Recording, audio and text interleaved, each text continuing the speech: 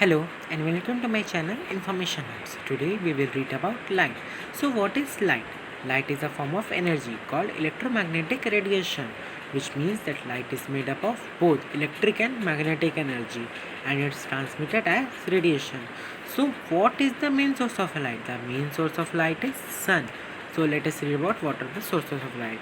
The objects that emit their own light are called sources of light. So what are they? There are two sources of light. They are natural and artificial sources. So let us read about them. The objects in nature that give out their own light are called natural sources of light. So what are they? They are sun and stars. So what are the artificial light sources?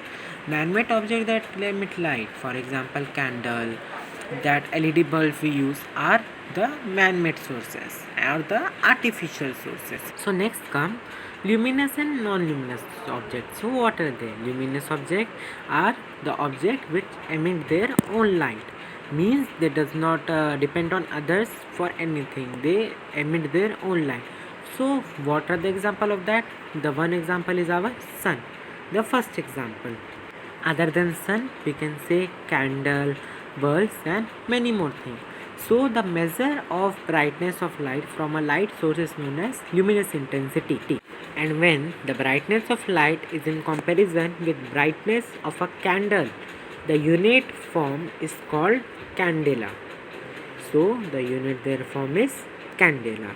So next comes bioluminescence. So what is this bioluminescence? Some living organisms emit light produced by their chemical reaction in body. The light produced when the enzyme is called luciferase, which chemically reacts with oxygen in the air. Then there is a process of emission of light which is called bioluminescence. And the objects that emit lights of their own are called bioluminescent by the process of bioluminescence. Some examples are fireflies, jellyfish and many more. So next come non-luminous objects. So what are non-luminous objects that does not emit light on their own are called non-luminous objects. They reflect the light falling on them. For example, moon, it reflects the light falling on it.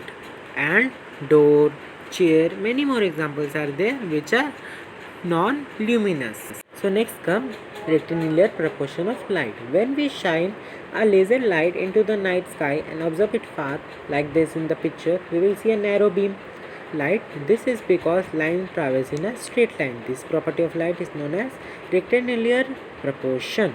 In short, we can say that rectilinear proportion means light travels in straight line. So let us read about light ray. A single and very narrow path of ray is usually called light ray. It is represented by a arrow. And next comes a many collection of light ray is called a light beam. So you can see in the picture light beam. Next comes the light rays coming together to meet at a point, like in the picture you can see it is meeting in a point. It is called as convergent beam of light. And another thing is there that light rays emerging from a point and spreading in directions are called divergent ray, as you seen in the picture. Next come pinhole camera. So what is a pinhole camera? A pinhole camera is a simple device which consists of a light proof rectangular box whose sides are painted black, and inside you can see it is painted black, and a small hole is given on one side and the screen is on the opposite side. Unlike other camera, it does not have lens.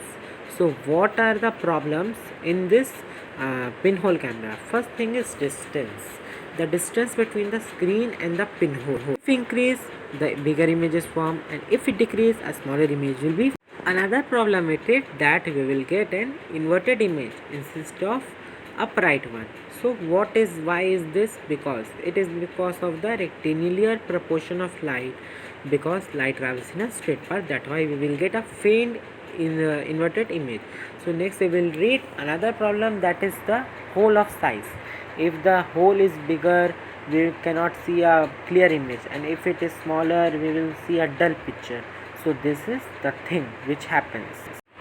A common use of pinhole camera is to capture the movement of sun over a long period of time. This type of photography is called sonography. Nowadays, pinhole camera is used to view solar eclipse because the event is observed indirectly. We cannot see it with clear eyes, so we use the pinhole camera to see. As the pinhole image is less harmless and compared to full glare of sun itself. We cannot see sun from near time. That's why we use pinhole camera. So next we will read about translucent, transparent, and opaque object. So when light travels from a material, it is called transmission of light. So in different properties, the passing of light is different. So first we will talk about transparent object. The material which completely allows light to pass through them is known as transparent object. For example, we can say a glass, a mirror glass. It allows light to clearly go from it. Next we will read about translucent material. So what are they? Which partially allowed, which it sometimes allowed and sometimes does not allow, it is called a translucent material. So for example, we can take frosted glass. For example, you can see the frosted glass, then curtain materials, and many more. Next is opaque object. Opaque object does not allow light to pass. We can say apple and many more things. This is an example of translucent object. Next we will read about shadow. So what is shadow? The dark area formed when light is blocked by any opaque object, means light does not have a path to go and it makes its path. This is called a shadow. So what are the characteristics of shadow? The characteristics of shadow are, it is always formed opposite to the light source.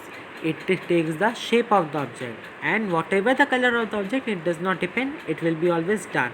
An opaque object shadow will be more dark as compared to translucent object, it will be light. And transparent object will not form any shadow. The size of the shadow depends on the distance of the light source. If you are near to the shadow, a large shadow will form light, and if you are far from the light, a small picture will form, a small shadow will form.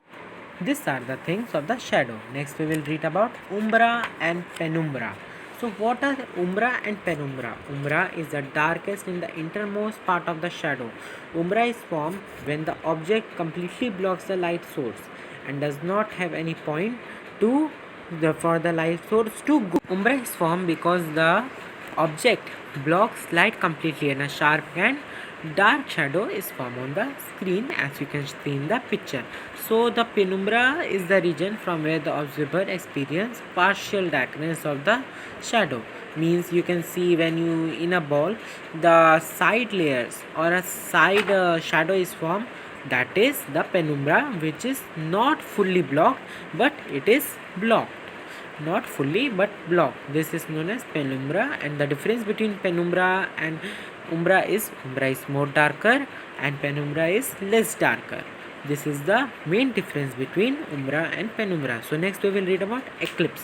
Eclipse is the natural phenomenon which is one celestial object become temporarily invisible as it hides by the shadow of another celestial object. It happens when three celestial objects comes in straight line. So let us read about lunar eclipse. When Earth comes between the sun and moon, the shadow of the Earth falls on the moon. This causes the lunar eclipse.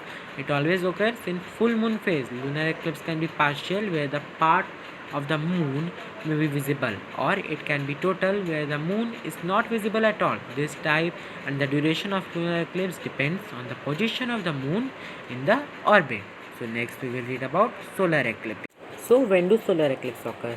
When the moon comes between the sun and earth and the shadow of the moon falls on the earth. If we observe from area on earth where the dark inner shadow of the moon falls, we can see a total solar eclipse. It occurs in new moon phase only. And if we observe from an area on earth where the faint outer shadow of the moon falls, we can see a partial lunar eclipse. If only a bright ring is seen around a centrally eclipse area, then we see a ring-shaped eclipse or an annular eclipse. It is a great chance to see an annular eclipse. Total solar eclipse occurs for those who observe the umbra region. Partial solar eclipse occur for those who observe the penumbra region. So here is also penumbra and umbra. If you observe the umbra region, you have seen the total solar eclipse, and if you see the penumbra region, you have seen a partial solar eclipse. Mind, then don't see solar eclipse with naked eye. Let us read about some greater known facts. Did you know that the shadow of Earth is longest in the morning and evening and shortest at the noon? Why? This is because the distance between the sun and earth. As we have read about the pinhole camera, so the distance is the important part, important thing playing role in the shadow. So let us read about another thing. Light from the sun takes about 8 minutes 20 seconds to reach earth. So how does in 150 kilometer away the light travels so fast? So this is because light travels in the speed of 3 into 10 to the power 8 meter per second.